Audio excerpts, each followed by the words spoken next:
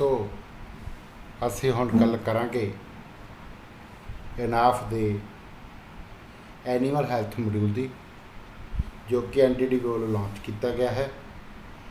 It's an initiative towards unique ID और each animal and digital data storage.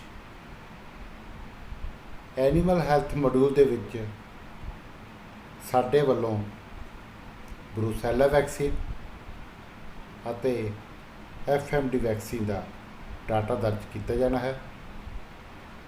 ये data दर्ज करने का की साडा मकसद है, ये डाटा दर्ज करने का की प्रोसैस है, उस सारे बारे असी इस मॉड्यूल के विच गल करांगे।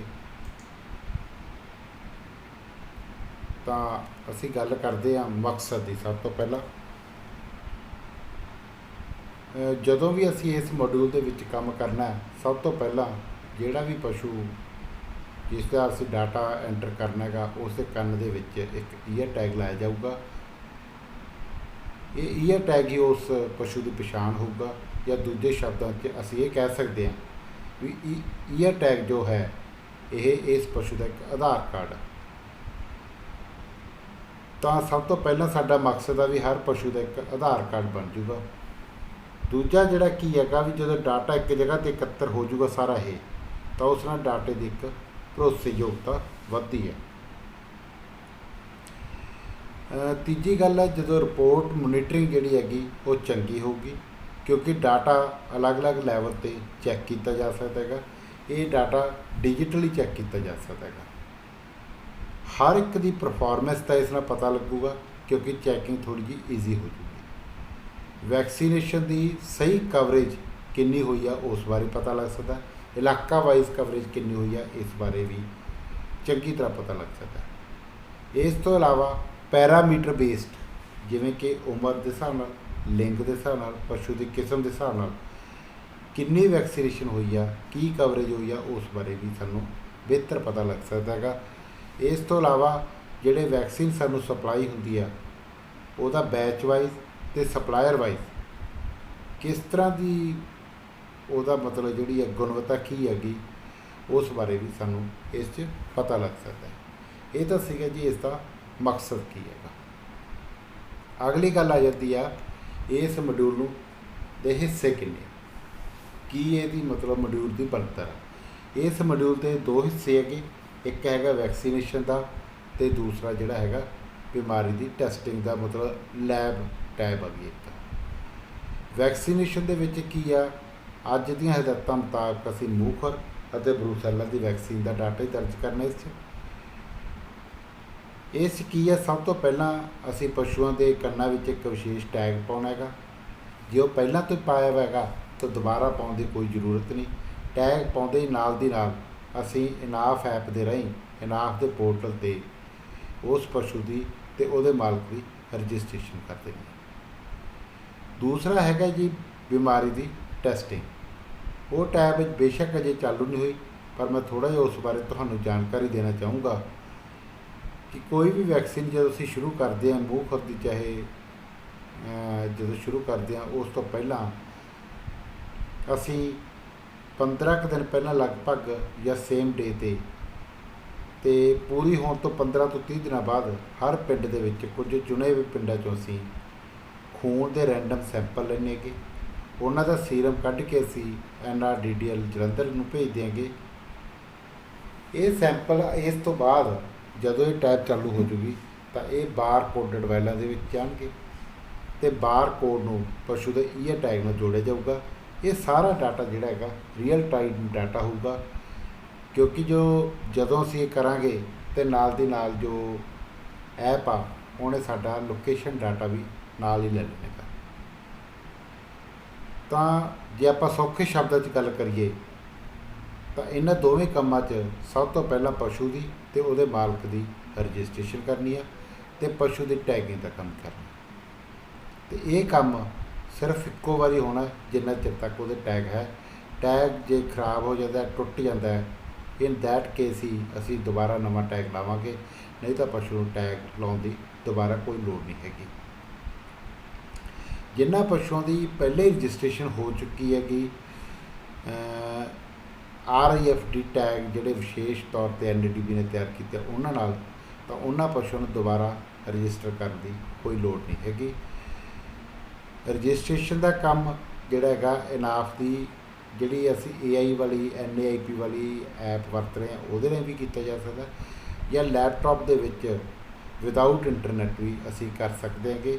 ਮਤਲਬ ਇੰਟਰਨੈਟ ਦੀ ਵਰਤੋਂ ਨਹੀਂ ਕਰਨੀ, ਕਿਉਂਕਿ ਇਹ ਜੋ ID ਹੁੰਦੀ ਹੈਗੀ ਇਹ ਸੰਸਥਾ ਦੀ ID ਹੁੰਦੀ ਹੈਗੀ, ਅਤੇ ਇਹ ID ਜਿਹੜੀ ਹੈਗੀ ਹਮੇਸ਼ਾ ਆਫਲਾਈਨ ID ਹੁੰਦੀ ਹੈਗੀ। ਤਾਂ ਜਿੰਨਾ ਵੀ ਇਹ ਕੰਮ ਹੋਣਾ ਹੈਗਾ ਇਹ ਸੰਸਥਾ ਦੀ ID 'ਚ ਹੋਣਾ ਹੈਗਾ। ਵੈਕਸੀਨ ਮੋਡਿਊਲ ਦੀ ਇਹ ID ਹੈਗੀ ਹੈ ਜਿਹੜੀ ਉਹ NAP ਦੀ ID ਜਾਂ PT ਪ੍ਰੋਜੈਕਟ ਵਾਲੀ ID ਹੈ ਉਹਦੇ ਨਾਲ ਵੱਖਰੀ ਹੈ। ਹੁਣ ਅਸੀਂ ਗੱਲ ਕਰੀਏ ਵੀ ਕੰਮ ਪੂਰਾ ਕਰਨ ਲਈ ਸਾਨੂੰ ਕੀ ਕੀ ਡਾਟਾ ਲੋੜੀਦਾ ਹੈਗਾ। ਸਭ ਤੋਂ ਪਹਿਲਾਂ ਤਾਂ ਸਾਨੂੰ ਸੰਸਥਾ ਵਾਈਜ਼ ਅਤੇ ਆਫਿਸਰ ਵਾਈਜ਼ ਵਿਸ਼ੇਸ਼ ਆਈਡੀਆਂ ਜਿਹੜੀਆਂ ਹੈਗੀਆਂ ਉਹ ਚਾਹੀਦੀਆਂ ਹੋਣਗੀਆਂ। ਉਹਨਾਂ ਦੇ ਵਿੱਚੋਂ ਸਭ ਤੋਂ ਪਹਿਲੀ ID ਬਣਦੀ ਹੈਗੀ ਉਹ ਚੀਫ ਐਗਜ਼ੈਕਟਿਵ ਅਫਸਰ ਦੀ ਬਣਦੀ ਹੈਗੀ। ਇਹ ਸਟੇਟ ਲੈਵਲ ਅਫਸਰ ਦੀ ID ਹੁੰਦੀ ਹੈਗੀ, ਇਹ ਔਨਲਾਈਨ ID ਹੁੰਦੀ ਹੈ। ਇਹਦੇ ਨਾਲ ਜੋ CO ਸਾਹਿਬ ਹੁੰਦੇ ਹੈਗੇ ਉਹ ਸਾਡੀ ਸਾਰੀ ਸਟੇਟ ਦਾ ਡਾਟਾ ਚੈੱਕ ਕਰ ਸਕਦੇ। ਦੂਜੀ ID ਜੋ ਹੈ ਉਹ ਰੀਜਨਲ ਮੈਨੇਜਰ ਦੀ ਹੁੰਦੀ ਹੈ। ਇਹ ਜ਼ਿਲ੍ਹਾ ਪੱਧਰੀ ID ਹੈਗੀ, ਇਹ ਡਿਪਟੀ ਡਾਇਰੈਕਟਰ ਦੀ ID ਆ। ਇਹ ID ਵੀ ਔਨਲਾਈਨ ਆ, ਇਸ ਤੋਂ ਜ਼ਿਲ੍ਹੇ ਪੱਧਰੀ ਡਾਟਾ ਜਿਹੜਾ ਉਹ ਚੈੱਕ ਕੀਤਾ ਜਾ ਸਕਦਾ ਹੈ। ਤੀਜੀ ID ਜਿਹੜੀ ਹੈਗੀ ਆ ਉਹ ਸੀਨੀਅਰ ਵੈਟਨੇਰੀਅਨ ਦੀ ਹੈਗੀ, ਇਹ ਬਲਾਕ ਪੱਧਰੀ ID ਹੈ। ਇਹਨੂੰ ਇੱਕ ਬਲਾਕ ਇੱਕ ਤਹਿਸੀਲ ਦੇ ਵਿੱਚ ਇੱਕ ਤੋਂ ਵੱਧ ਬਲਾਕ ਵੀ ਹੋ ਸਕਦੇ ਹੈਗੇ, ਤਾਂ ਇਹ ID ਨੂੰ SCO ਵੱਲੋਂ ਵਰਤਿਆ ਜਾਣਾ ਹੈਗਾ। ਤਾਂ ਇਹ ID ਵੀ ਔਨਲਾਈਨ ਹੋਊਗੀ। ਇਸ 'ਚ ਬਲਾਕ ਦੇ ਪੱਧਰ 'ਤੇ ਸਾਰੇ ਡਾਟੇ ਦਾ ਅਨੈਲਿਸਿਸ ਹੋ ਸਕਦਾ ਹੈ। ਚੌਥੀ ID ਹੈਗੀ ਵੈਟਨੇਰੀਅਨ ਦੀ ID, ਜਿਹੜੀ ਕਿ ਆਮ ਕਰਕੇ ਇੱਕ VOD ਦੀ ID ਹੋਊਗੀ। ਇਹ ਹਰ ਸੰਸਥਾ ਦੀ ਜੋ CVH ਹਰ ਇੱਕ CVH ਦੀ ਇੱਕ ID ਬਣੂਗੀ, ਇੱਕ VOD। ਇਹ ID ਵੀ ਔਨਲਾਈਨ ਹੋਊਗੀ। ਇਸ ਨਾਲ ਇੱਕ VO ਜੋ ਉਹਦੇ ਅੰਡਰ ਜਿੰਨੀਆਂ ਵੀ ਸੰਸਥਾਵਾਂ ਹੈਗੀਆਂ ਉਹਨਾਂ ਦਾ ਅਲੱਗ-ਅਲੱਗ ਡਾਟਾ ਚੈੱਕ ਕਰ ਸਕਦਾ ਵੀ ਕਿੰਨੀ ਵੈਕਸੀਨ ਹੋਈ ਹੈ, ਕਿੰਨੀ ਬਕਾਇਆ। ਪੰਜਵੀਂ ID ਜਿਹੜੀ ਹੈਗੀ ਉਹ ਸੰਸਥਾ ਦੀ ID ਹੋਊਗੀ, ਜਿਹਦੇ ਵਿੱਚ ਵੈਕਸੀਨ ਦਾ ਡਾਟਾ ਦਰਜ ਕਰਨਾ। ਇਹ ID ਆਮ ਕਰਕੇ ਆਫਲਾਈਨ ਹੁੰਦੀ ਹੈਗੀ, ਪਰ ਇਸ ਦੇ ਵਿੱਚ ਕੀ ਹੈਗਾ ਡਾਟਾ ਅਸੀਂ ਐਂਟਰ ਕਰੀ ਜਾਣਾ ਹੈਗਾ ਅਤੇ ਉਸ ਤੋਂ ਬਾਅਦ ਡਾਟਾ ਸਿੰਕ ਕੀਤਾ ਜਾਣਾ ਹੈਗਾ। ਇੱਥੇ ਦੱਸਣਾ ਜ਼ਰੂਰੀ ਹੈਗਾ ਵੀ ਜਿਹੜੀ ਸੰਸਥਾ ਦੀ ID ਹੈਗੀ ਉਹਨੂੰ ਅਸੀਂ ਆਪਣੇ ਮੋਬਾਈਲ ਦੇ ਵਿੱਚ ਵੀ ਚਲਾ ਸਕਦੇ ਹਾਂ ਅਤੇ ਉਹਨੂੰ ਲੈਪਟਾਪ ਦੇ ਵਿੱਚ ਜਾਂ ਕੰਪਿਊਟਰ ਦੇ ਵਿੱਚ ਵੀ ਚਲਾ ਸਕਦੇ ਹਾਂ। ਜਿਹੜੀਆਂ ਬਾਕੀ ਦੀਆਂ 4 IDs ਹੈਗੀਆਂ ਜਿਹੜੀਆਂ ਪਹਿਲਾਂ ਦੱਸੀਆਂ ਹੈਗੀਆਂ, ਇਹ ਸੁਪਰਵਾਈਜ਼ਰ ਦੀਆਂ IDs ਹੈਗੀਆਂ, ਅਲੱਗ-ਅਲੱਗ ਲੈਵਲ ਹੈ ਇਹਨਾਂ ਦੇ। ਤਾਂ ਇਹ ID ਸਿਰਫ ਲੈਪਟਾਪ ਜਾਂ ਕੰਪਿਊਟਰ ਦੇ ਵਿੱਚ ਹੀ ਚੱਲ ਸਕਦੀ ਹੈ। ਤਾਂ ਅਗਲਾ ਕੰਮ ਕੀ ਹੈ ਇਸ 'ਚ ਜੋ ਡਾਟਾ ਅਗਲਾ ਚਾਹੀਦਾ ਹੋ ਸਾਨੂੰ, ਉਹ ਪਿੰਡਾਂ ਦੀ ਸੰਸਥਾਵਾਂ ਨਾਲ ਮੈਪਿੰਗ। ਇਹ ਦੋਵੇਂ ਕੰਮ ਸੰਸਥਾਵਾਂ ਨਾਲ ਮੈਪਿੰਗ ਦਾ ਕੰਮ ਅਤੇ ਆਈਡੀਆਂ ਬਣਾਉਣ ਦਾ ਕੰਮ ਪਹਿਲਾਂ ਹੀ ਪੂਰੇ ਹੋ ਚੁੱਕੇ ਹਨ। ਤੀਜਾ ਕੰਮ ਜਿਹੜਾ ਵੈਕਸੀਨ ਸ਼ੁਰੂ ਹੋਣ ਤੋਂ ਪਹਿਲਾਂ ਹੋਊਗਾ, ਮੂੰਹ ਖੁਰ ਦੀ ਵੈਕਸੀਨ ਜੋ ਅਸੀਂ ਸ਼ੁਰੂ ਕਰਾਂਗੇ ਉਸ ਤੋਂ ਪਹਿਲਾਂ ਹੋਊਗਾ, ਉਹ ਹੋਊਗਾ ਵੈਕਸੀਨੇਸ਼ਨ ਦੀ ਇੱਕ ਕੰਪੇਨ ਬਣਾਉਣਾ। ਉਸ ਬਾਰੇ ਵੀ ਆਪਾਂ ਅੱਗੇ ਗੱਲ ਕਰਾਂਗੇ। ਚੌਥਾ ਕੰਮ ਜਿਹੜਾ ਹੋਊਗਾ, ਜਿਹੜਾ ਕਿ ਜਦੋਂ ਅਸੀਂ ਵੈਕਸੀਨ ਸ਼ੁਰੂ ਕਰਾਂਗੇ ਉਦੋਂ ਹੋਊਗਾ ਪਸ਼ੂਆਂ ਦੀ ਅਤੇ ਉਹਨਾਂ ਦੇ ਮਾਲਕਾਂ ਦੀ ਰਜਿਸਟ੍ਰੇਸ਼ਨ, ਅਤੇ ਉਸ ਤੋਂ ਬਾਅਦ ਉਹਦਾ ਵੈਕਸੀਨ ਦਾ ਡਾਟਾ ਉਹਦੇ ਵਿੱਚ ਐਂਟਰ ਕਰਨਾ। ਤਾਂ ਹੁਣ ਅਸੀਂ ਗੱਲ ਕਰਾਂਗੇ ਵੈਕਸੀਨੇਸ਼ਨ ਦੀ ਕੰਪੇਨ ਬਣਾਉਣ ਦਾ। ਪਰ ਇਸ ਬਾਰੇ ਜੋ ਹੇਠਲੇ ਪੱਧਰ 'ਤੇ ਜ਼ਿਆਦਾ ਜਾਣਕਾਰੀ ਦੀ ਲੋੜ ਇਸ ਕਰਕੇ ਨਹੀਂ ਹੈ ਕਿਉਂਕਿ ਇਹ ਡਾਟਾ ਜਾਂ ਤਾਂ ਸਟੇਟ ਪੱਧਰ 'ਤੇ ਬਣੇਗਾ ਜਾਂ ਹਰ ਜ਼ਿਲ੍ਹੇ ਦਾ ਅਲੱਗ-ਅਲੱਗ ਬਣੂਗਾ, ਬੈਚ ਵਾਈਜ਼ ਵੀ ਬਣ ਸਕਦਾ ਹੈ। ਇਹ ਡਾਟਾ ਪਹਿਲਾਂ ਹੀ ਬਣਨ ਤੋਂ ਬਾਅਦ ਜਦੋਂ ਤੁਸੀਂ ਵੈਕਸੀਨੇਸ਼ਨ ਦਾ ਕੰਮ ਸ਼ੁਰੂ ਕਰੋਗੇ ਉਹਦੇ ਵਿੱਚ ਪ੍ਰੀ ਫਿਲਡ ਆਊਗਾ ਤੁਹਾਡੇ ਕੋਲ। ਇਸ ਦੇ ਵਿੱਚ ਅਸੀਂ ਕੀ ਐਂਟਰ ਕਰਾਂਗੇ ਵੀ ਕੰਪੇਨ ਕਦੋਂ ਤੋਂ ਕਦੋਂ, ਇੱਕ ਖਾਸ ਡੇਟ ਤੋਂ ਖਾਸ ਡੇਟ ਤੱਕ ਦੀ ਕੰਪੇਨ ਚੱਲੂਗੀ। ਉਸ ਤੋਂ ਬਾਅਦ ਅੱਗੇ ਪਿੱਛੇ ਅਸੀਂ ਕੋਈ ਡਾਟਾ ਵੈਕਸੀਨ ਦਾ ਐਂਟਰ ਨਹੀਂ ਕਰ ਸਕਦੇ ਉਸ ਐਪ ਦੇ ਵਿੱਚ। ਦੂਜੇ ਨੰਬਰ 'ਤੇ ਅਸੀਂ ਵੈਕਸੀਨ ਦੀ ਕਿਸਮ ਕਿਹੜੀ ਆ ਅਸੀਂ ਉਹ ਐਂਟਰ ਕਰਾਂਗੇ। ਤੀਜੇ ਨੰਬਰ 'ਤੇ ਉਸ ਬੈਚ ਨੰਬਰ ਕੀ ਉਸ ਵੈਕਸੀਨ ਦਾ ਉਹ ਦੱਸਾਂਗੇ। ਚੌਥੇ ਨੰਬਰ 'ਤੇ ਉਸ ਹੋਊਗਾ उस वैक्सीन की डोज की है तो रूट की है उसका। तो 5वें नंबर पर असी करांगे भी उस वैक्सीन की कंपेन दे विच एक जिले दे या एक सूबे दे या एक तहसील दे किहड़े-किहड़े पिंड इनकलूडिड है। तो ये कुछ चीज़ां जिहड़ियां वैक्सीन की कंपेन बनाउण वेले असी वरतदे। अगे आ जाती गल भी एनीमल हैल्थ मॉड्यूल है जिहड़ा वैक्सीन का डाटा उहदे विच दर्ज करने का की तरीका है। जिवें कि असीं सारे पहले जानते हैं, असीं पशुओं की रजिस्ट्रेशन का काम तो उसकी मालक की रजिस्ट्रेशन का काम पहला भी कर चुके हैं, जिहड़ा कि असीं नैब के प्रोग्राम के विच कीता है। वो सारा काम जिवें पहला ऑफलाइन बोर्ड च हुंदा सी, हुण भी ऑफलाइन बोर्ड च होऊगा। तो डाटा उस तरह जिवें पहला असीं सिंक करते सी वो भी डाटा सिंक किया जाऊगा। डाटा सिंक करन दा समा जिहड़ा हैगा वो वध तो वध दर्ज करने का समा जिहड़ा हैगा वध तो वध 2 दिन का होगा, जिवें कि पहले ही तुहानूं सारिਆਂ ਨੂੰ पता ही है। जदों भी असीं डाटा एंटर करना है उहदे विच असीं सब तो पहला मालक का नाम, उहदा मोबाइल नंबर, उहदा आधार नंबर ये भर के मालक की रजिस्ट्रेशन करनी है। नंबर 2 तो जी रजिस्ट्रेशन होगी वो पशुओं की होगी, जिहदे पशु के सब तो पहला एक अनवरत्या तो वैलिड टैग लाया जाऊगा। उस तो बाद पशु की किस्म, पशु की नस्ल, पशु की उम्र, पशु का लिंग, उसका प्रैगनेंसी स्टेटस, वो सूए की स्थिति, ये सारा कुछ सही सही असीं भरना है। तो ये भी ध्यान च रखने की लोड़ हैगी भी इनाक दे विच एक टैग के लिए जिहड़ी भी तुसीं आखिरी एंट्री की होगी वो सही की जा सकती। जिवें हुण असीं रजिस्ट्रेशन का काम जो कर रहे होवांगे, रजिस्ट्रेशन जिहड़ी एनीमल तो बाद होनी है मालक नूं। एनीमल की रजिस्ट्रेशन जो असीं कर दिंदे सानूं पता लग्या बाद भी असीं लिंग इहदा गलत पाता, उहनूं असीं एडिट करके सही कर सकते हैं। पर जदों असीं इहदे विच कोई भी मतलब वैक्सीन चढ़ाती उस तो बाद असीं इहदी रजिस्ट्रेशन दे विच असीं इहदा लिंग या पशु की किस्म अजिहा कोई भी डाटा असीं बदल नहीं सकते। इस करके जिहड़ा पशु के सारे पैरामीटर बड़े ध्यान भरने हैगे। कारण की हैगा, कुछ वैक्सीनां जिहड़ियां कि एक खास लिंग नूं लगदियां गया, कुछ वैक्सीनां एक खास उम्र च लगदियां गया।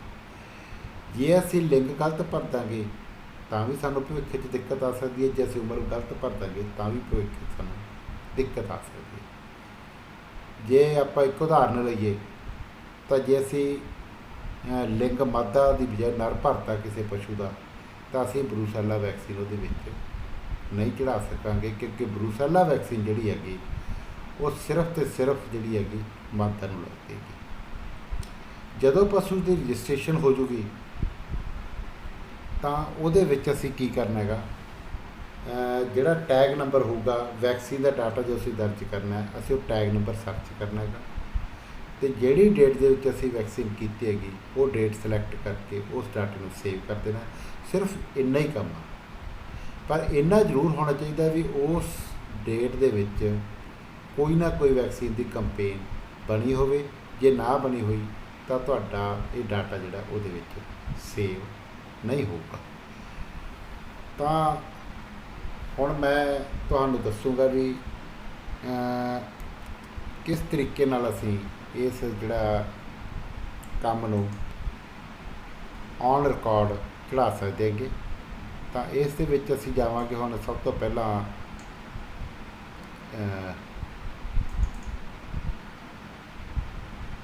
टैस्ट मेन ऐप दे विच इत्थे असीं पोर्टल खोलांगे, असीं देखांगे भी किस तरीके नाल सारा कुछ दर्ज किया जाता है। आ कुछ मेरे कोले टैस्ट दी ऐप्स हैगियां, आईडीज़ हैगियां।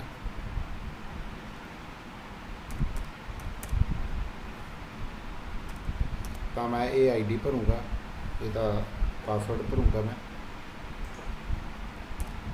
क्योंकि मैं लैपटॉप च काम कर रहा इस करके मैं इत्थे विदाउट इंटरनेट कर रहा। एंड्रॉयड दे विच मोबाइल दे विच जिहड़ी ऐप अपने आप ही ये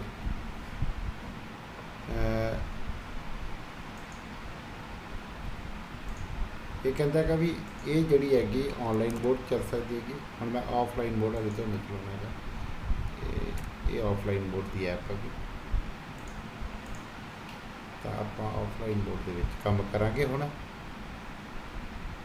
ਪਾਸਵਰਡ ਕਹਿੰਦਾ ਇਨਕਰੈਕਟ ਹੈਗਾ।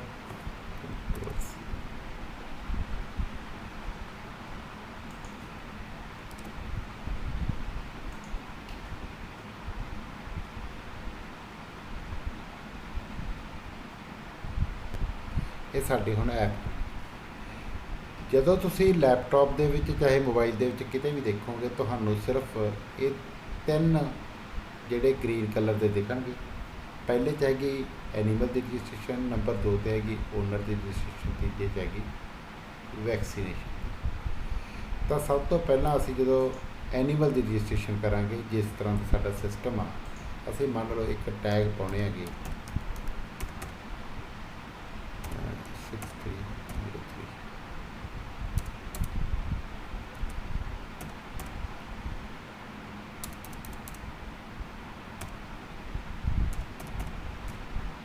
ਅਸੀਂ ਇਹ ਟੈਗ ਪਾਇਆ, ਉਹਦੀ ਐਨੀਮਲ ਦੀ ਉਮਰ ਭਰਤੀ, ਅਸੀਂ ਉਹਦਾ ਜਿਹੜਾ ਹੈਗਾ, ਜਦੋਂ ਅਸੀਂ ਉਹਦਾ ਸੈਕਸ ਜਿਹੜਾ ਭਰਿਆ ਮੇਲ ਭਰਤਾ ਹੈਗਾ ਸੀ, ਹੈਗੀ ਕੈਟਲ ਹੈਗੀ, ਤਾਂ ਇਹਦੀ ਅਸੀਂ ਬਰੀਡ ਸਿਲੈਕਟ ਕਰਨੀ ਹੈਗੀ। ਅਸੀਂ ਮੰਨ ਲਓ ਬਰੀਡ ਸਿਲੈਕਟ ਕਰ ਲਈ ਹੈਗੀ। ਇਸ ਤੋਂ ਬਾਅਦ ਕਿਉਂਕਿ ਇਹ ਕੈਟਲ ਹੈਗਾ, ਇਹ ਮੇਲ ਹੈਗਾ, ਇਸ ਕਰਕੇ ਇਹਦੇ ਨੰਬਰ ਆਫ ਕਾਵਿੰਗ ਕਿਤੇ ਨਹੀਂ ਭਰੇ ਜਾਣੇ। ਤਾਂ ਹੁਣ ਇਹਦਾ ਓਨਰ ਦੀ ਡਿਟੇਲ ਅਸੀਂ ਭਰਨੀ ਹੈ। ਓਨਰ ਦੀ ਡਿਟੇਲ ਮੰਨ ਲਓ ਅਸੀਂ ਵੈਸੇ ਸਿਲੈਕਟ ਕਰਨ ਦੀ ਕੋਸ਼ਿਸ਼ ਕਰਦੇ ਹਾਂਗੇ, ਇੱਕ ਨਾਮ ਤੋਂ ਅਸੀਂ ਸਰਚ ਕਰਾਂਗੇ ਤਾਂ ਕਿ ਪੁਰਾਣੇ ਓਨਰ ਦੇ ਨਾਂ 'ਤੇ ਅਸੀਂ ਭਰ ਦਈਏ। ਅਸੀਂ ਉਹਦੇ ਨਾਂ 'ਤੇ ਇਹ ਭਰ, ਤਾਂ ਅਸੀਂ ਇਸ ਡਾਟੇ ਨੂੰ ਸਿਲੈਕਟ ਕਰ ਲਿਆ। ਇਹ ਡਾਟਾ ਜਿਵੇਂ ਅਸੀਂ ਪਹਿਲਾਂ ਕੀਤਾ ਉਵੇਂ ਹੀ ਆਊਗਾ। ਹੁਣ ਅਸੀਂ ਇਸ ਐਨੀਮਲ ਨੂੰ ਰਜਿਸਟਰ ਕਰਤਾ ਹੈਗਾ। ਇਹ ਐਨੀਮਲ ਰਜਿਸਟਰ। ਹੁਣ ਦੂਜਾ ਪਾਰਟ ਇਹਦਾ ਆਉਂਦਾ ਹੈਗਾ, ਅਸੀਂ ਇਹਦੀ ਵੈਕਸੀਨੇਸ਼ਨ ਕਰਨੀ ਹੈ, ਕਿਉਂਕਿ ਦੋਨੇ ਕੰਮ ਹੋ ਚੁੱਕੇ ਹੈਗੇ। ਹੁਣ ਅਸੀਂ ਇਹਦੇ ਵਿੱਚੋਂ ਐਨੀਮਲ ਲੱਭਾਂਗੇ, ਤਾਂ ਇਹ ਜਦੋਂ ਅਸੀਂ ਲੱਭਾਂਗੇ ਤਾਂ ਸਾਡੇ ਕੋਲ ਐਨੀਮਲ ਆ ਗਿਆ। ਮੰਨ ਲਓ ਅਸੀਂ ਇਸ ਨੂੰ ਬਰੂਸਲੋਸਿਸ ਵੈਕਸੀਨ ਭਰਨਾ ਚਾਹੁੰਦੇ ਹਾਂ ਜੀ।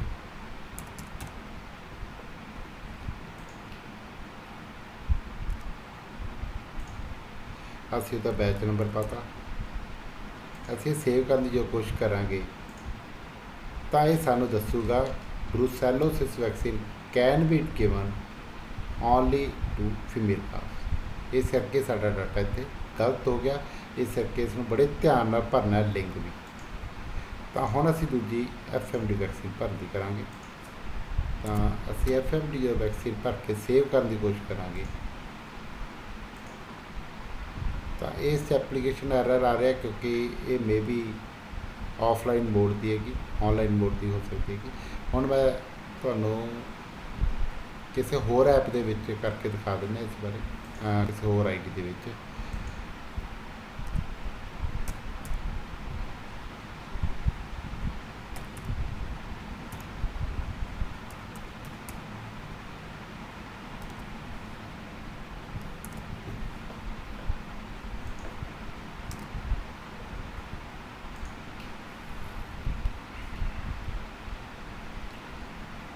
ਤਾਂ ਇੱਥੇ ਅਸੀਂ ਸੇਮ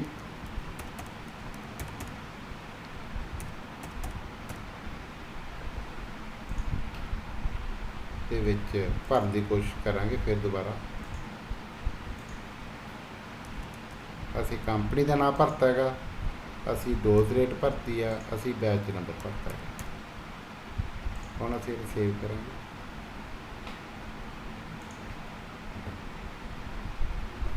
ਇਹ ਡਾਟਾ ਸੇਵ ਹੋ ਚੁੱਕਿਆ ਹੈਗਾ। ਇਹਦਾ ਤੁਸੀਂ ਜਦੋਂ ਆਪਾਂ ਨੰਬਰ ਨੋਟ ਕਰ ਲਾਂਗੇ। ਹੁਣ ਆਪਾਂ ਇਸ ਤੋਂ ਅੱਗੇ ਚੱਲਾਂਗੇ।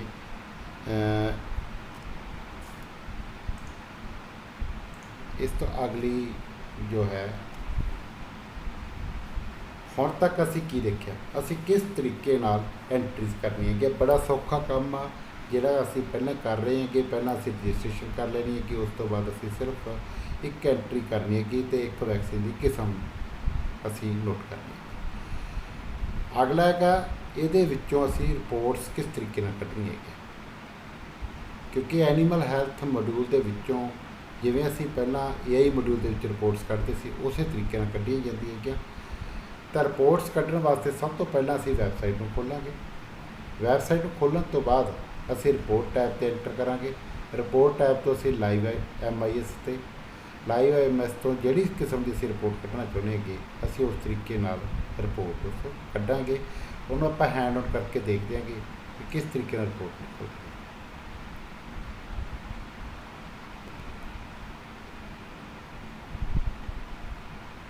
ਹੁਣ ਰਿਪੋਰਟ ਕੱਢਣ ਲਈ ਸਭ ਤੋਂ ਪਹਿਲਾਂ ਅਸੀਂ ਰਿਪੋਰਟ ਦੇ ਕਾਲਮ 'ਤੇ ਜਾਣਾ ਹੈਗਾ। ਰਿਪੋਰਟ ਦੇ ਕਾਲਮ 'ਤੇ ਜਾ ਕੇ ਕਿਉਂਕਿ ਅਸੀਂ ਟ੍ਰੇਨਿੰਗ ਮੋਡਿਊਲ 'ਚ ਕੰਮ ਕਰ ਰਹੇ ਹਾਂ ਤਾਂ ਅਸੀਂ ਟ੍ਰੇਨਿੰਗ ਦੀਆਂ ਕੱਢਾਂਗੇ। ਜਦੋਂ ਅਸੀਂ ਐਕਚੁਅਲ ਕੰਮ ਕਰਾਂਗੇ ਮੇਨ ਐਪ ਦੇ ਵਿੱਚ ਉਦੋਂ ਅਸੀਂ ਇੱਥੋਂ ਰਿਪੋਰਟਸ ਕੱਢਾਂਗੇ। ਟ੍ਰੇਨਿੰਗ ਮੋਡਿਊਲ ਦਾ ਮੈਂ ਹੁਣ ਰਿਪੋਰਟਸ ਕੱਢਣ ਲੱਗਿਆਂਗਾ। ਤਾਂ ਸੇਮ ਅਸੀਂ ID ਅਤੇ ਪਾਸਵਰਡ ਭਰਾਂਗੇ। ਤਾਂ ਇਹ ਸਾਡੇ ਕੋਲੇ ਪਹਿਲਾਂ ਖੁੱਲ੍ਹ ਗਿਆ ਹੈਗਾ। ਹੁਣ ਇੱਥੇ ਦੇਖੋ ਇੱਥੋਂ ਅਸੀਂ ਰਜਿਸਟ੍ਰੇਸ਼ਨ ਚੈੱਕ ਕਰ ਸਕਦੇ ਹੈਗੇ, ਇੱਥੋਂ ਅਸੀਂ AI ਦਾ ਡਾਟਾ ਕੱਢ ਸਕਦੇ ਹੈਗੇ, ਇੱਥੋਂ ਅਸੀਂ ਮਿਲਕ ਰਿਕਾਰਡਿੰਗ ਦਾ ਕੱਢ ਸਕਦੇ ਹਾਂ, ਇੱਥੇ ਨਿਊਟ੍ਰੀਸ਼ਨ ਨਾਲ ਸੰਬੰਧਿਤ ਜੇ ਰਾਸ਼ਨ ਬੈਲੈਂਸਿੰਗ ਕੀਤੀ ਆ। ਆਹ ਜਿਹੜਾ ਹੈਲਥ ਟੈਬ ਹੈ, ਹੈਲਥ ਟੈਬ ਦੇ ਵਿੱਚ ਇੱਕ ਤਾਂ ਹੈਗੀ ਆਹ ਗਈ ਮਾਸ ਵੈਕਸੀਨੇਸ਼ਨ ਦਾ, ਇੱਕ ਇੰਡੀਵਿਜੂਅਲ ਵੈਕਸੀਨੇਸ਼ਨ ਦਾ। ਅਸੀਂ ਇੰਡੀਵਿਜੂਅਲ ਵੈਕਸੀਨੇਸ਼ਨ ਦਾ ਡਾਟਾ ਕੱਢਣਾ ਹੈਗਾ। ਤਾਂ ਅਸੀਂ ਕੀ ਕਰਾਂਗੇ, ਇਹਨੂੰ ਕਲਿੱਕ ਕਰਾਂਗੇ। ਅਸੀਂ ਸਿਲੈਕਟ ਕਰ ਲਿਆ ਉਸਨੂੰ। ਉਸ ਤੋਂ ਬਾਅਦ ਅਸੀਂ ਪਿੰਡ ਸਿਲੈਕਟ ਕਰਨਾ। ਇਹ ਆਜਰਪੁਰਾ ਅਸੀਂ ਸਾਰੇ ਪਿੰਡ ਸਿਲੈਕਟ ਕਰ ਲਏ। ਮੰਨ ਲਓ ਅਸੀਂ ਵੈਕਸੀਨ FMD ਦਾ ਡਾਟਾ ਕੱਢਣਾ। ਡੇਟ ਅਸੀਂ ਲੈ ਲਈ 1 ਮਈ ਤੋਂ ਲੈ ਕੇ 31 ਮਈ ਤੱਕ। ਇੱਥੇ ਹੁਣ ਦੋ ਕਿਸਮ ਦੀਆਂ ਰਿਪੋਰਟਸ ਆ। ਵਿਊ ਸਮਰੀ ਪਹਿਲਾਂ ਅਸੀਂ ਕੱਢਾਂਗੇ। ਇਹ ਦੇਖੋ ਵਿਊ ਸਮਰੀ ਦੇ ਵਿੱਚ ਅਸੀਂ ਟੋਟਲ 2 ਵੈਕਸੀਨਸ ਕੀਤੀਆਂ ਗਿਆ ਇਹਨਾਂ ਡੇਟਾ ਦੇ ਵਿੱਚ। ਇੱਕ ਰਿਕਾਰਡ ਆ, ਦੋਵੇਂ ਗਾਵਾਂ ਦੀਆਂ ਵੈਕਸੀਨ ਕੀਤੀਆਂ। ਹੁਣ ਅਸੀਂ ਵਿਊ ਡਿਟੇਲ ਕਰਾਂਗੇ। ਵਿਊ ਡਿਟੇਲ ਦੇ ਵਿੱਚ 2 ਰਿਕਾਰਡ ਸੀਗੇ ਬੇਸ਼ੱਕ, ਪਰ ਅਸੀਂ ਵੈਕਸੀਨਾਂ ਦਾ ਅੱਗੇ ਡਾਟਾ ਸਾਰਾ ਲਵਾਂਗੇ ਵੀ ਕਿੰਨੀਆਂ ਵੈਕਸੀਨ ਹੋਈਆਂ ਹੈਗੀਆਂ। ਵੈਕਸੀਨਸ ਉਨੀਆਂ ਹੋਈਆਂ ਹੋਣਗੀਆਂ। ਆਪਾਂ ਅੱਜ ਦੀ ਵੈਕਸੀਨ ਜਿਹੜੀ ਦੇਖਾਂਗੇ ਕਿੱਥੇ ਪਈ ਹੈ ਸਾਡੀ 8003 ਟੈਗ ਨੰਬਰ ਆ ਪਈ ਹੈ। ਆ ਸਾਡੀ ਟ੍ਰਾਂਜੈਕਸ਼ਨ ਡੇਟ ਹੈ ਵੈਕਸੀਨ ਦੀ 8003 ਪਈ ਆ। ਇਸ 'ਚ ਅਸੀਂ ਦੇਖ ਸਕਦੇ ਹਾਂ ਓਨਰ ਦਾ ਨਾਂ ਹੈਗਾ, ਵੈਕਸੀਨ ਦੀ ਕਿਸਮ ਕਿਹੜੀ ਹੈ, ਵੈਕਸੀਨ ਦੀ ਡੇਟ ਕਿਹੜੀ ਹੈ, ਵੈਕਸੀਨ ਦੀ ਟਾਈਪ ਕਿਹੜੀ ਹੈ, ਸਬ ਟਾਈਪ ਕਿਹੜੀ ਆ। ਇਹ ਜਿਹੜੀਆਂ ਚੀਜ਼ਾਂ ਅਸੀਂ ਪਹਿਲਾਂ ਹੀ ਐਂਟਰ ਕੀਤੀਆਂ ਵੀਆਂ ਹੋਣਗੀਆਂ। ਵੈਕਸੀਨ ਦੀ ਕਿਸਮ ਕਿਹੜੀ ਆ ਤਾਂ ਆਪਾਂ ਸਿਰਫ ਸਿਲੈਕਟ ਕਰਨਾ ਹੋਊਗਾ। ਵੈਕਸੀਨ ਦੀ ਟਾਈਪ ਕਿਹੜੀ ਆ ਇਹ ਆਲਰੇਡੀ ਐਂਟਰਡ ਹੋਊਗਾ ਡਾਟਾ। ਵੈਕਸੀਨ ਦੀ ਸਬ ਟਾਈਪ ਕਿਹੜੀ ਆ ਉਹ ਵੀ ਡਾਟਾ ਆਲਰੇਡੀ ਐਂਟਰਡ ਹੋਊਗਾ। ਇਹ ਟੈਗ ਅਸੀਂ ਸਿਲੈਕਟ ਕਰਨਾ ਹੈਗਾ। ਸਪੀਸੀਜ਼ ਕਿਉਂਕਿ ਅਸੀਂ ਪਹਿਲਾਂ ਪਾ ਚੁੱਕੇ ਹਾਂ ਉਹ ਆ ਜਾਣੇ ਸਾਹਮਣੇ। ਸਾਡੀ ਡੋਜ਼ ਰੇਟ ਅਸੀਂ ਪਹਿਲਾਂ ਹੀ ਪਾਈ ਵੀ ਹੈ ਕਿ ਬੈਚ ਨੰਬਰ ਅਸੀਂ ਪਹਿਲਾਂ ਹੀ ਪਾਇਆ ਵਾ। ਇਸ ਕਰਕੇ ਇਹ ਸਾਰਾ ਦਾ ਸਾਰਾ ਸਾਡਾ ਡਾਟਾ ਆ ਜਾਣੇਗਾ।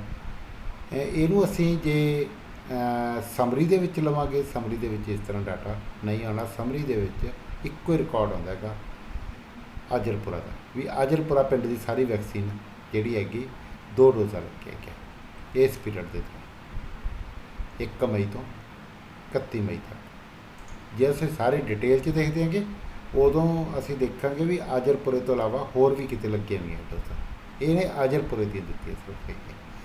ਸੋ ਇਹ ਸੀ ਅਸੀਂ ਕਿਸ ਤਰੀਕੇ ਨਾਲ ਰਿਪੋਰਟ ਕੱਢਣੀ ਹੈ। ਸਿਰਫ ਇਹੀ 2 ਰਿਪੋਰਟਾਂ ਇੱਥੋਂ ਕੱਢੀਆਂ ਜਾਂਦੀਆਂ ਹੈਗੀਆਂ।